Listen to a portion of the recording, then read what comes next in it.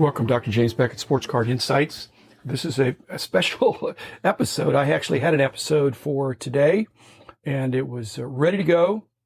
And then I got an email from Rich Klein, followed by another email from a friend of mine that was a former sports agent, passing on this news about Major League Baseball and the Players Association ending Topps licensing deal in favor of Fanatics. Fanatics is an amazing success story, but Topps has a lot of history in the hobby, and the sentimental part of me is sad about that, but money talks. Digesting this, I think this is worthy of bumping the episode that I had for tomorrow.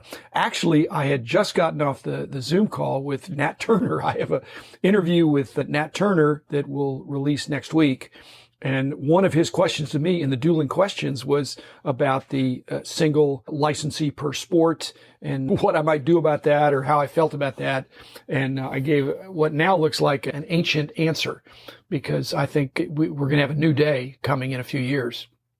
And the repercussions we felt probably sooner rather than later. I am in favor of multiple licensees per sport, but the leagues, I guess, just name a price, and Fanatics apparently was willing to pay the price, and perhaps Topps wasn't willing, or perhaps maybe Topps, sometimes the incumbent does not believe that they would get supplanted, that somebody really would pay 50% more or 100% more, or one of the press releases talked about 10 times as much, because they're not just licensing Fanatics, they're entering into a joint venture. And what that means is there'd be participation in the mutual profits. The good thing about that is that's an agreement that aligns the parties to be successful. They'll want to work together because they'll share in the profits, or at least in the revenue share. At any rate, so Nat, I'm sorry I didn't know this. I could have given a better answer. And so when y'all hear the episode next week, you'll just take that with a grain of salt. And thank you, Rich, for cluing me in, and my other friend. The deal, if Topps is out in 2025 and Fanatics is in, Fanatics is an $18 billion company. And so they're quite a bit bigger than Topps. It'd be natural for them to look into getting into this category. It fits in well with what they're doing. There also is an impact on Panini, because it looks like Panini may be on the outs as well, in that Fanatics, they would have the rights in 2025 to do fully licensed cards, where Topps would be out. That's when they would start. But in 2023, they would be able to do cards licensed by the Players Association. And that would be in conflict with Panini. And so perhaps Panini's license runs out about then as well. First, thanks sponsors, Topps, Panini, and Upper Deck. Topps especially, I'll feel for you. I hope there's a way to rebound or to react or to come up with other income streams. But this sounds like negative news for Topps, and maybe negative news for Panini. I've got friends at Topps and Panini and even Upper Deck. It changes the landscape. And Fanatics is a big player. I hope they'll do an excellent job, but still, I'm a purist. I'm loyal to a fault, I would say. But thanks sponsors, Topps, Panini, and Upper Deck, the card companies who have to be reeling at this news, all of them, not just Topps, but also Huggins & Scott, Heritage Auctions, Mike Stadium Sports Card, Burbank Sports Cards, ComC.com, and Beckett Media, Beckett Grading, Beckett Authentication. This doesn't have to be bad for hobbyists. But again, like I said, I'm a purist. I'm still in a little bit of a shock here. It calls into question Topps's SPAC deal, where they were valued at $1.3 billion. If they don't have a baseball license, I think you could take a chunk out of that. I have some friends that have been involved or know pretty closely with some close friends who've been CEOs or very involved with SPACs, is that it's not a done deal.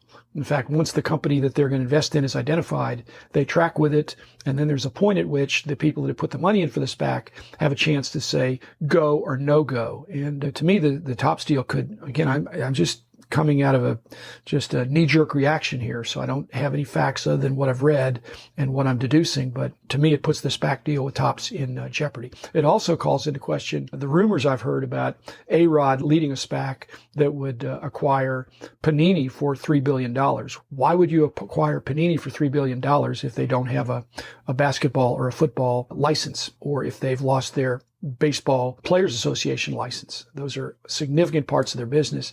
So Fanatics, as an $18 billion company, would they be like A-Rod? Would they want to pay $3 billion to buy Panini, or would they want to pay the leagues 10, 20, $30 million for the license? It looks like they're going to buy their way into the category. They have the infrastructure, the distribution, and it's going to be volcanic with our industry. One silver lining is it looks like the Players Association and the Major League Baseball have gotten together and are actually cooperating. That's a silver lining, in that so many years they were at enmity. One of the worst things that ever happened in our company was when Major League Baseball and the Players Association were not able to come to agreement, and we had a baseball strike or a layoff or a work stoppage, a walkout, whatever, and that really hurt the hobby. There's no mention here of NFTs, but whether NFTs are included in this or not, I feel like Topps' effort within the NFT space was underwhelming at best. Again, it's a nascent category with a lot of potential, a lot of profit potential. I don't know to what extent Fanatics is acquiring the digital rights as well, but even if they do, again, they are in a partnership with baseball and the Baseball Players Association with profit sharing, and that's much more aligned than a licensee who is trying to make as much as they can. When if Fanatics makes a lot of money, then the more they make, the more the players and the leagues and the teams make. So it has repercussions for other sports. If this model works in baseball, you can bet football and basketball are considering these kind of things as well. And absolutely that impacts Panini and Upper Deck with hockey. Again, if you rent a retail store in a mall, you pay rent, but you also pay a percentage of sales on what you do in the mall there. And those are favorable for the landlord. This is a similar kind of deal. They're going to get a royalty, plus they're going to get an override based on the profitability. Another problem I see, again, I'm very concerned about this, is that Topps may have as many as 5 years, 4 years or 5 years of being a lame duck. And that is very awkward. And I'm hoping, and I don't know if there are constraints that would keep them from in any way messing up the category or overproducing or trying to make as much as they can while they can. I hope there are safeguards in place for that, but very awkward to be a lame duck for 4 years. Again, if they're the primary licensee for baseball, and even Panini, it may be their relationship with the Players Association seems to be in jeopardy as well. Now, what would happen to the value of previous cards? I know from experience that there are many defunct card companies or companies that no longer have a license in the sport, and sometimes their stuff doesn't sell very well. But like Fleer, the Fleer basketball cards, Fleer's been out of the category for 15 years and been bankrupt as a company, and their brands have been taken over, but their products from the late 90s sell fantastically. So again, it doesn't have to be a death sentence for previously issued cards, but it means people are going to really be trying to figure out what's going on in the next few years. Like I said, I feel sorry for Topps. They're not commenting on this, but I'm hard pressed to see how it's good news for them. I'm a purist. I just reiterate that. In fact, even in the press release, they're talking about they're ending an 80-year relationship. That's a typo, or I don't even know why they would exaggerate that, but Topps, you have Topps Project 70. Topps hasn't been a licensee for 80 years for baseball. It's 70 years. They've made great fanfare that 51 is the year they're talking about.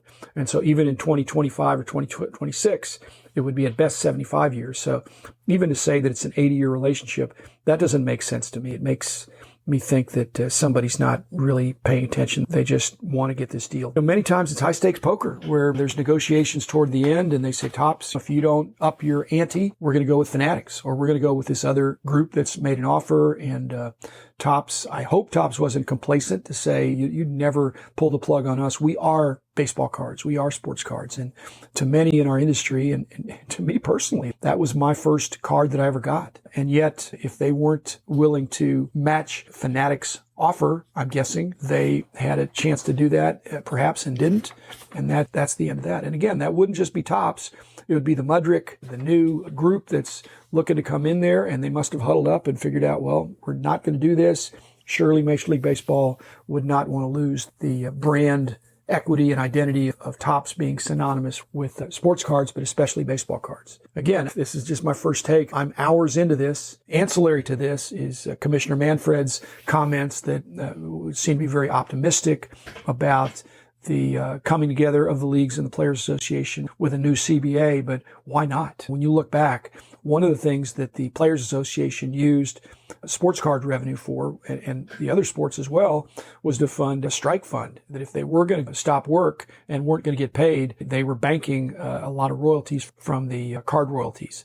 So Again, this is a silver lining, but it's still sad to me because it seems to be at Topps' expense. Again, a lot of friends at Topps, a lot of friends at Panini, a lot of friends at Upper Deck. It makes me nervous. I don't like, nobody likes change except for the person that gets the benefit of the change. So we'll see. I'll kind of try to keep tracking on this. And like I said, my episode with Nat that I really enjoyed, our interaction there, I think neither one of us knew about this, and it's going to change the landscape. So thanks everybody. Hang in there. Even though there's change, the hobby will adapt, and I will try to give you helpful information as best I can. And I'll see you again tomorrow. Thanks.